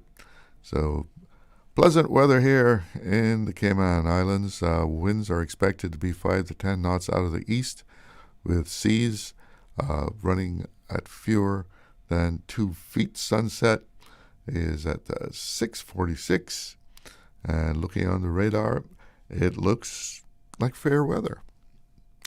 We have a caller on the line. Good afternoon. You are on the air. Mr. Glidden, good afternoon to you, sir. Yes, good afternoon. How are you doing? I'm doing good. How about yourself? Charles, I'm doing good. I don't know if, what I have to say is going to make a lot of sense, right? But, I have different views from different people, and that's fine. Different strokes for different folks. Exactly, and all we have to do is respect each other's views, and that's it. Right on. There's talk about removing the duties on gas coming into the country to kind of ease the burden and pain for the rich people, right? You don't think it'll help the poor people too? The rich people, right? Okay. Charles, go ahead. What I take issue with that is that we have something like 30,000 work permit holders on the island. That's what I was told, right? And how can the average Caymanian that goes up to the gas station to buy $10 worth of gas, and you got the rich man or the man that is making $250,000, $500,000, $750,000, $1 million a year? How can the guy that is buying $10 gas compete with him? My point is, right, the reason I am against the duties on the gas is because all of that savings gonna be passed on to all of these rich people. Government can utilize that money in so many different ways. And I don't know why our politicians don't think about these things, why they don't think it thoroughly before they come out and just make a fool of themselves about duties from this. I mean, they need to think these things through before they come up with these dumb ideas about removing duties, not realizing that everybody's going to benefit from this. No, that should not be the case, right? Because I cannot compete with that guy that's making $500,000 or $750,000 a year. He can afford to buy gas. So, nothing should be removed. Find ways to take that money and utilize it and help the Caymanian in different ways instead of passing that on to 30,000 work permit holders. Well, I mean, if you're gonna if you're gonna take the duty off of fuel, gasoline, electricity fuel, the fuel used to run the generators. I mean, how do you separate that though? How do you say this person can have it but the other person can't? I mean, that sounds like, something that's almost impossible, or at least a nightmare. I mean, you got to do it across the board. Charles. And certainly poor people will be helped by it. Mr. Glidden. Yeah. That is why you are not removing it. Okay? Because you can't apply it fairly? No, you cannot. How can you apply it fairly? Right. There is Caymanians in this country, probably right now, that is living in a house without water, without electricity, and God knows how they go sleep at night, whether they got something to eat or not. That is ways that we as Caymanians can unite more together and help the people of this country instead of concerning ourselves about worrying about these people that is coming here and living in all of these high-rise hotels and condominiums and living high and mighty. Huh? No. No, I'm sorry, but that's the way I feel about it. Well, some of them have their electric car. A lot of them got an electric car. That's another thing. I heard you on that a couple of days ago. That is going to be one of the biggest disasters to this country if they let a lot of them come into this country, because the whole bottom of those vehicles are batteries. The whole chassis part of them. Yeah, well, you got a lot of hybrids, So a lot of hybrids. What is going when these things start to go, Charles? Yeah. They can no longer be on the road. What is going to happen to the Yeah. What is going to happen to these? Where are those batteries going to go? Where are those batteries going to go? And it's going to soon start happening too, because some of those cars, are getting up in age. They're approaching that 8-10 year time limit on a hybrid battery. But that's another stupid thing too, Charles, about giving no duties on electric cars, bringing them into the island. The rich people are going and buying these cars, and what are we doing? It's all about the rich people in this island. The poor people in this country not going to buy an electric car because they got more sense than that. Yeah, because the little money they got, right? They're not going to buy an electric car. They're going to go and try to find an old American cheap vehicle that'll last them and outrun that electric car by far, right? So that is another stupid idea. I don't know who came up with that, but the government that we call our government are not thinking these things through. They're not doing enough research in order to put it to us that makes sense. Because I know about vehicles, right? You can talk to me all day about vehicles, and I know what is going to happen because I know the whole bottom of that vehicle is batteries. That's the whole chassis part of it. So we can dispose of all of this. Nobody has that. I bet you can't get one for that's the question. That's the question. because it was done. They took the duty off of the hybrids and the electrics as an incentive for people to start using those cars. But what's going to happen to that battery? And they're not making any contribution toward any cost of having to handle those hybrid batteries. Charles, who can afford these cars? This is my other point again. Who can afford these cars? Yeah, the hybrids are a lot cheaper than the full electric. You know, still more, probably still more expensive than internal combustion, but you know. The hybrid vehicle is okay because at least you have an engine in it. The full electric has a motor also, but it's all electric. Right. It has to be run off batteries, Mm-hmm. not like the hybrid. Yeah, right? you got to charge it up. So, exactly. So this thing is not benefiting the Caymanians because the average Caymanian are not going and buy one of these vehicles, right? And that's the bottom line. Look at the people that are driving about in these Teslas, and they got them duty free. Come on, man. Yeah, there should have been, even if there was no duty, there still should have been some kind of charge for disposing of that battery. You know, that there's a special fund for that, and you charge a fee because you have an electric battery there, because eventually that's going to have to go someplace. Well, they do charge you a disposable fee on every vehicle now that you bring in, but I'm not sure how much it is. And you have to pay that to government before that vehicle is moved from the dock. Yeah, but and that is the body of the vehicle is one thing to dispose of, but Exactly. that battery, you got to handle that. You got to handle that with care. Exactly. Absolutely right, Charles. Charles, you have a good afternoon, sir. You too. Thanks for calling. All right. Got to take a break here. Be right back. Accidents and illnesses can strike without warning.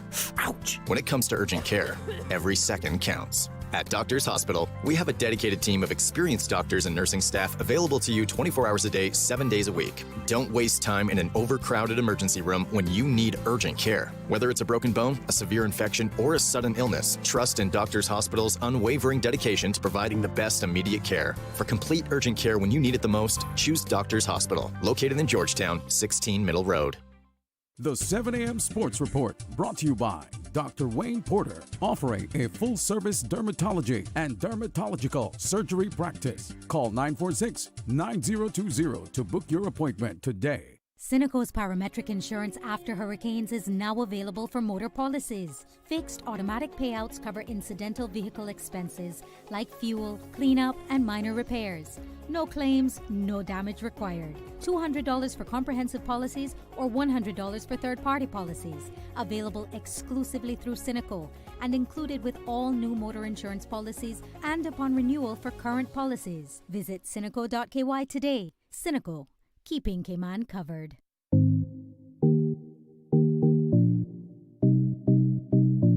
CUC is celebrating 60 years, and we're taking the energy up a notch. Don't miss our anniversary surprise May 1st on empoweringcayman.com.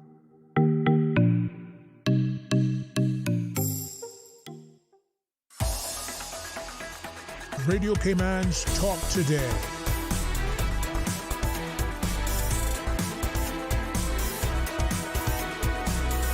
What is on your mind, Cayman? Welcome back. And speaking of batteries, airlines are tightening up on the allowance of passengers carrying lithium, is it? Lithium batteries. And American Airlines is the latest to do that. If you're traveling tomorrow, you might want to listen to this, especially if you carry a lot of charging equipment with you. American Airlines are now restricting what you can carry on there as far as chargers and so forth. Beginning tomorrow, Passengers will be limited to 2 portable power banks, each with a capacity of no more than 100 watts, 100 watt hours. And this is a story in today's Compass. And listen to this now. The devices must be kept within reach at all times, and when in use, remain visible, such as on a tray table or in a seat pocket. They cannot be stored in overhead bins or charged using in-seat power during the flight.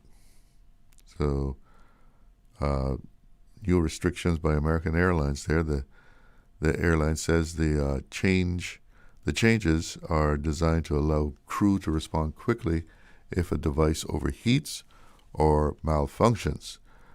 Portable chargers must not be stored in overhead bins or recharged while on board using the in-seat power available. Those batteries have been known to cause some fires because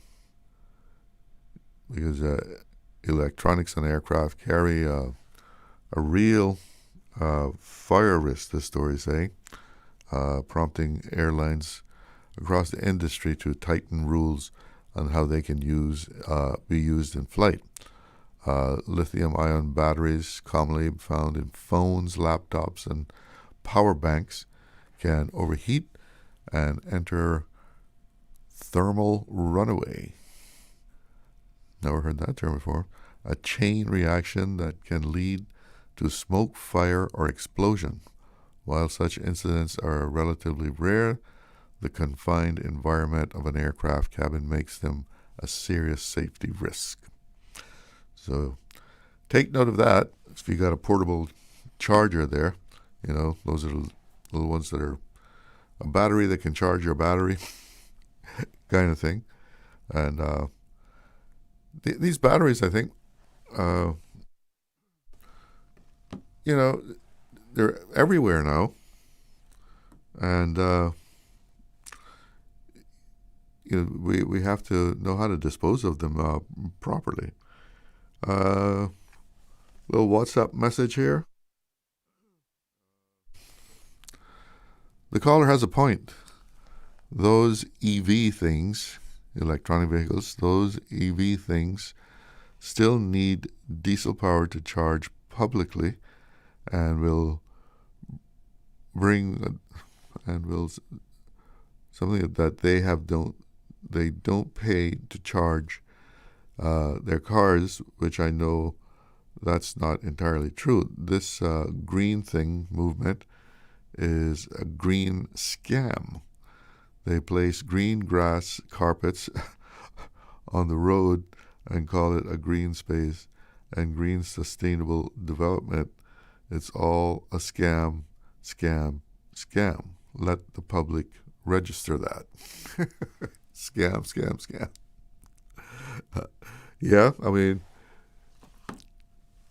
Charging units have been placed, in different parking lots around Grand Cayman, and it's all free.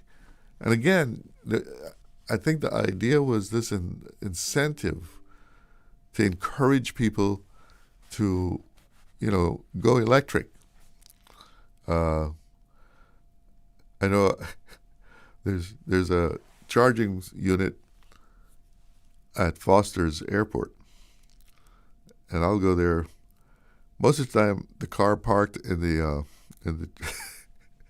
in the space for the electric car to charge is an internal combustion car. It's like,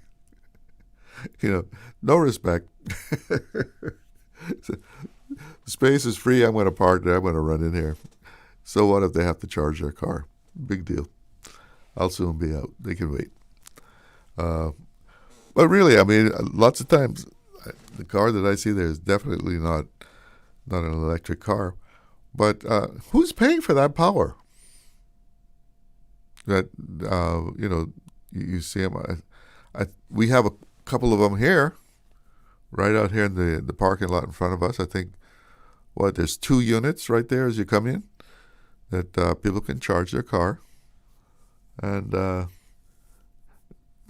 guess they say, let me charge it while I'm at work rather than charge it at home.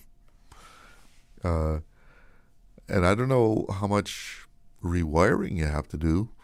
Someone was telling me you had to do quite a bit of rewiring at your house in order to charge up one of the fully electric ones, because it's a special connection and all that good stuff, right? But for sure, when these batteries start to go bad, somebody has to find a place for them to go. And I've seen some hybrids around the place that they're not exactly 2-3 years old. They're getting up there, maybe even after more than 5 years old, some of them. Because hybrids have been around for a while. And as I was saying yesterday, the average lifespan is 8 to 10 years. And maybe you can get a little bit more out of them. And I was reading something that was saying that, you would think maybe if you don't drive it that much, it will last longer. But is something unique to these batteries. They're meant to be driven. And a lack of use can also shorten their life. So there you go. But still, 10 years, you can look for those hybrid batteries will need to be replaced. And I know they're working on being able to actually, now I think you can actually replace a cell, or maybe you've got 1 or 2 cells that are dead, and you could actually replace those rather than having to replace the whole battery. But we'll see how that goes. It's very true that while we were trying to encourage people to, go hybrid, go electric, at the same time, we weren't thinking about down the road, 10 years down the road. And that's the thing with, when you're running a government, right? You got to have some vision of what the future is going to be, what the future is going to bring. So you encourage people to bring in hybrid cars. You better have a plan at least 10 years after you give that incentives to do something with the batteries. And that's a problem that they're having, these cars that are too old. Was it 7 years old? They're over 7 years old, so they were confiscated and now being disposed of. And some of those cars are hybrids. Maybe you can just crush the car, but you just can't crush that lithium battery. You drop them the wrong way, and they can catch a fire or explode or something. They do have to be handled with caution. You got to take care. But I guess pretty soon, they're going to develop batteries that are even longer lasting. So, you'll have a 15-year battery and then a 20-year battery. But I guess you still got to get rid of them at some point. We have a few minutes left here in the show. Do we have a caller? We have a caller? Okay, let's get this person in here. Good afternoon. You're on the air. afternoon again, Mr. Charlo. Yep. Mr. Charlo, you remember them good old, those good old chrome bumper Cadillacs that used to have in Cayman? Yeah. Man, I would love to see some of them again, especially the Eldorado, like a 76 Eldorado, or some of the Vills, and I think it'd beautify Cayman, making Cayman look good, man. I hear they got a lot of those in Cuba. Oh yeah. But they don't have any gas to drive them. But if we can get some of those to beautify the islands again, you know how the guys and the girls driving around those nice old cars, making it look good. I think that would be a good thing. You sure those young people are going to go for those cars? Oh man, I think so, Mr. Joe. No power steering. The young and the old and the middle age. But no power steering, right? When you drive, when you turn in a Cadillac, they just lean on the side. You know, I mean, some of them it's real smooth cars. You know, you move off to the side. You don't have to worry about the little panel in the middle and all that, and airbags and all that kind of thing. Yeah, if you get in an accident, no airbags. Yeah. I don't even know if they have seat belts. Oh my, yes, sir. I would love to see them again in Cayman. You know. All right. Beautiful. Well, maybe some of the collectors around here, might be able to help you out with that. Thanks for the call. Okay, sir. All right. Have a good one. Okay, you too.